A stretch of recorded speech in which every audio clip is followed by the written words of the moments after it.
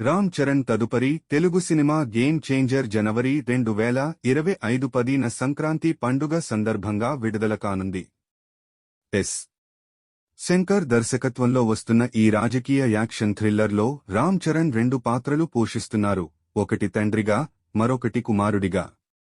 కథకు సంబంధించిన వివరాల్లో రామ్ నందన్ అనే ఐఏఎస్ అధికారి తన తండ్రి కల అయిన అవినీతిముక్త దేశాన్ని సాకారం చేయడానికి సీఎం బొబ్బిలి మోపిదేవిని ఎదుర్కొనే ప్రక్రియలో ఉంటుంది.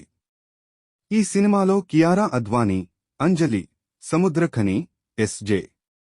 సూర్య, శ్రీకాంత్, సునీల్ వంటి నటులు ముఖ్య పాత్రల్లో నటిస్తున్నారు. గేమ్ చేంజర్ తర్వాత రామ్ చరణ్ తన తదుపరి ప్రాజెక్ట్ RC-16 కోసం చిత్రీకరణ ప్రారంభించనున్నారు. బుచ్చిబాబు సానా దర్శకత్వంలో రూపొందుతున్న ఈ క్రీడా డ్రామా నవంబర్ 2024లో మైసూరులో షూటింగ్ ప్రారంభం కానుంది. ఈ సినిమాలో జాన్వీ కపూర్, కన్నడ నటుడు శివరాజ్ కుమార్ ముఖ్య పాత్రలు పోషించనున్నారు. సంగీతాన్ని A.R. రెహమాన్ అందించనున్నారు.